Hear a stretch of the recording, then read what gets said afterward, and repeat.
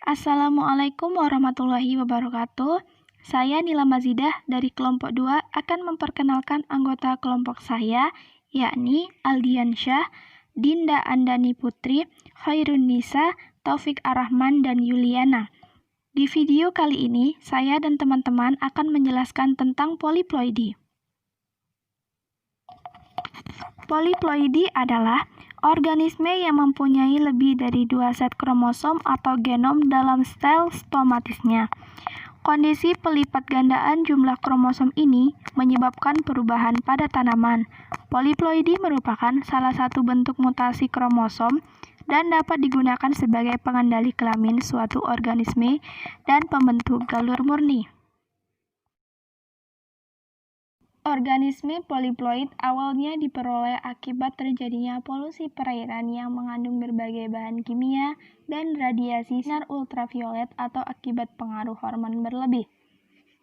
Bahan kimia, penyinaran, dan efek kerja hormon ini berpengaruh terhadap organisme yang sedang mengalami reproduksi pada fase pembelahan kromosom gamet oosit 1 dan oosit 2, tepat pada saat terjadi fertilisasi oleh spermatozoa. Pada pembelahan kromosom, idealnya benang gelondong kromosom pada fase meiosis. Bismillahirrahmanirrahim. Assalamualaikum warahmatullahi wabarakatuh. Bersama Aldiansyah di sini, saya akan menjelaskan tentang pembagian poliploidi. Fenomena terjadinya poliploidi di alam dapat dibagi menjadi dua. Yang pertama, autopoliploid, yang kedua, allopoliploid. Mari kita jabarkan penjelasannya masing-masing. Pertama, autopoliploid. Autopoliploid adalah kondisi sel yang memiliki genom 3, 4, atau lebih, di mana genomnya memiliki kromosom homolog atau sama asal-usulnya, yang pada dasarnya berasal dari satu spesies dan tercipta dari pembelahan atau penggandaan kromosom komplemen secara langsung. Poliploid jenis ini dapat dilakukan dengan cara induksi atau melakukan pemberian kolkisin secara langsung. Menurut Pandopel et al. 2003, autopoliploid berasal dari persilangan intraspesies diikuti dengan penggandaan kromosom, di mana gamet tidak memiliki reduksi dan kromosomnya membentuk multivalen pada saat meiosis. Contoh tanaman yang termasuk ke dalam autopoliploidi adalah kentang, kacang tanah, dan ubi jalar. Tujuan utama memproduksi dan memanfaatkan autopoliploid adalah supaya pertumbuhan vegetatif lebih besar dan biji yang dikandungnya lebih sedikit.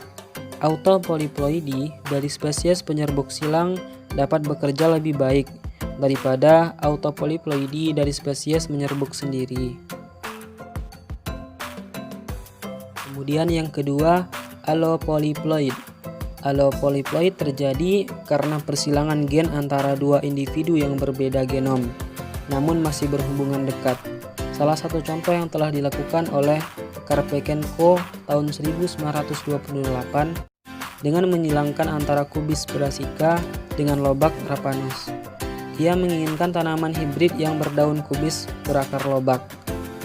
Ketika tanaman allopoliploid ini disilangkan kembali dengan salah satu tetuanya, baik itu kubis atau lobak, dihasilkan turunan steril.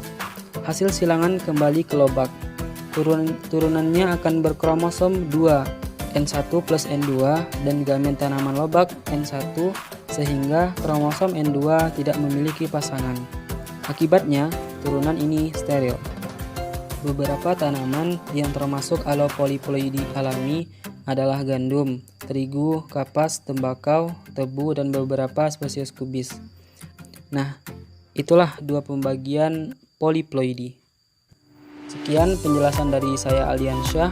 Semoga mudah dipahami. Wassalamualaikum warahmatullahi wabarakatuh. Assalamualaikum warahmatullahi wabarakatuh. Bismillahirrahmanirrahim. Halo teman-teman, perkenalkan nama saya Dinda Andani Putri. Di sini saya akan menjelaskan penyebab terjadinya pembentukan poliploidi dan efek poliploidi pada organisme. Nah, pembentukan poliploidi ada dua cara. Yang pertama secara alami dan yang kedua adalah secara buatan. Pembentukan poliploidi secara alami Di alam, poliploidi dapat terjadi karena kejutan listrik atau petir, keadaan lingkungan ekstrim, atau persilangan yang diikuti dengan gangguan pembelahan sel. Perilaku reproduksi tertentu mendukung poliploidi terjadi. Nah, misalnya perbanyakan vegetatif atau parthenogenesis dan menyebar luas. Pembentukan poliploidi secara buatan. Poliploidi buatan dapat dilakukan dengan meniru yang terjadi di alam atau dengan menggunakan mutagen. Colchicine adalah mutagen yang umum dipakai untuk keperluan ini. Efeknya cepat diketahui dan aplikasinya mudah. Penggunaannya beresiko tinggi karena colchicine sangat karsinogenik. Baiklah, selanjutnya saya akan menjelaskan mengenai efek poliploidi pada organisme secara singkat. Poliploidi seringkali memberikan efek dramatis dalam penampilan atau pewarisan sifat yang bisa positif atau negatif. Tumbuhan secara umum bereaksi positif terhadap poliploidi. Tetraploid misalnya pada kentang dan hexaploid misalnya pada gandum berukuran lebih besar atau reaksi gigas raksasa daripada leluhurnya yang diploid. Karena hasil panen menjadi lebih tinggi, poliploidi dimanfaatkan dalam pemeliharaan tanaman. Berbagai kultivar tanaman hias, misalnya anggrek, dibuat dengan mengeksploitasi poliploidi. Reaksi negatif terjadi terhadap kemampuan reproduksi, khususnya pada poliploidi berbilangan ganjil. Meskipun ukurannya membesar, karena terjadi ketidakseimbangan pasangan kromosom dalam meiosis, organisme dengan ploidi ganjil biasanya mandul atau steril. Hanya itu yang dapat saya sampaikan. Untuk materi selanjutnya akan dijelaskan oleh teman saya. Sekian dari saya. Apabila ada kesalahan, mohon dimaafkan. Assalamualaikum warahmatullahi wabarakatuh. Assalamualaikum warahmatullahi wabarakatuh. Perkenalkan, nama saya Khairunisa. Di sini saya akan menjelaskan mengenai poliploidi alami dan poliploidi buatan.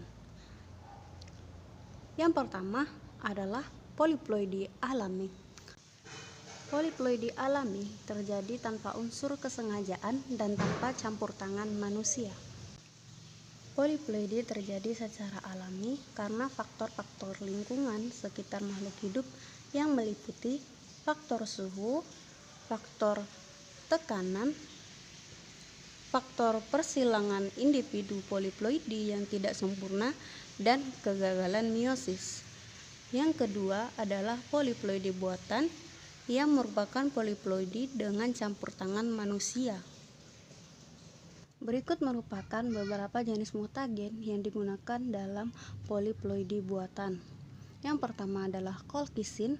Colchicine merupakan senyawa alkaloid berwarna putih yang diperoleh dari umbi tanaman Colchicium autumnale yang termasuk dalam genus Colchicium famili Liliaceae. Senyawa ini dapat menghalangi terbentuknya benang-benang spindel dan dalam pembelahan sehingga menyebabkan sel tidak dapat membelah dan terbentuklah individu poliploidi.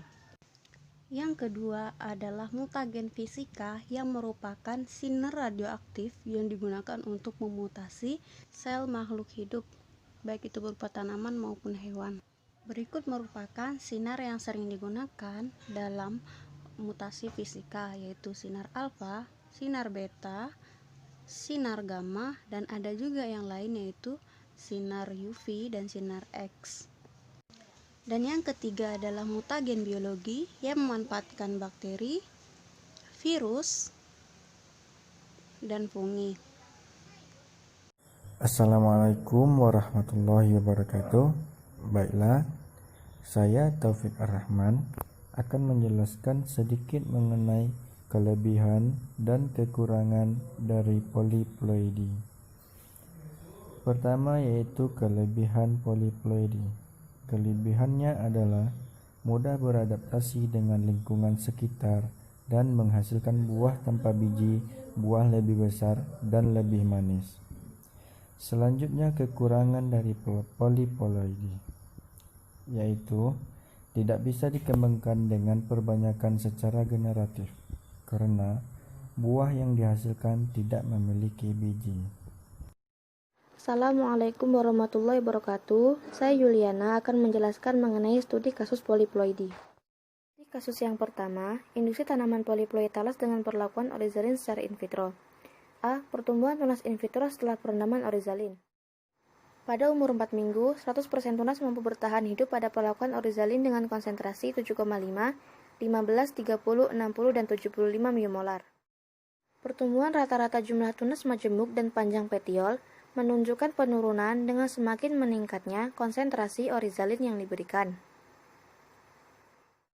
Parameter jumlah daun cenderung tidak sama seperti pada parameter jumlah tunas majemuk dan tinggi tunas yang cenderung menurun dengan meningkatnya konsentrasi orizalin yang diberikan. Pertumbuhan akar pada tunas hasil perendaman orizalin lebih lambat dibandingkan dengan kontrol. B. Analisis ploidi dengan flow cytometer. Perlakuan perendaman tunas in vitro dalam larutan orizalin pada konsentrasi 7,5–75 miomolar mampu menginduksi tanaman poliploid talas bentul. Perlakuan orizalin yang paling efisien dalam menghasilkan tetraploid adalah perlakuan pada konsentrasi 60 miomolar yang menghasilkan 50% tunas tetraploid. Perlakuan dengan konsentrasi 30 miomolar menghasilkan tunas hexaploid sebanyak 5,71%. Sedangkan perlakuan pada konsentrasi 60 miomolar menghasilkan tunas oktaploid sebanyak 9,09%. Studi kasus yang kedua, induksi poliploidi pada tanaman talas kultivar kali urang dengan perlakuan kolkisin secara in vitro.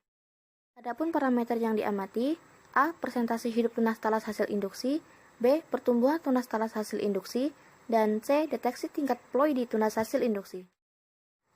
Pada hasil penelitian yang telah didapat, bisa kita simpulkan bahwa perlakuan perendaman tunas in vitro dengan larutan kolkisin konsentrasi 0,05, 0,1, dan 0,2% selama 1 hari mampu menginduksi poliploidisasi pada talas kali urang yang telah dikonfirmasi dengan flow cytometer dan penghitungan kromosom. Efisiensi dalam menghasilkan tunas tetraploid tertinggi didapatkan dari perlakuan perendaman 0,2% kolkisin selama 3 hari. Pertumbuhan tunas setelah perlakuan kolkisin lebih lambat dibandingkan dengan kontrol.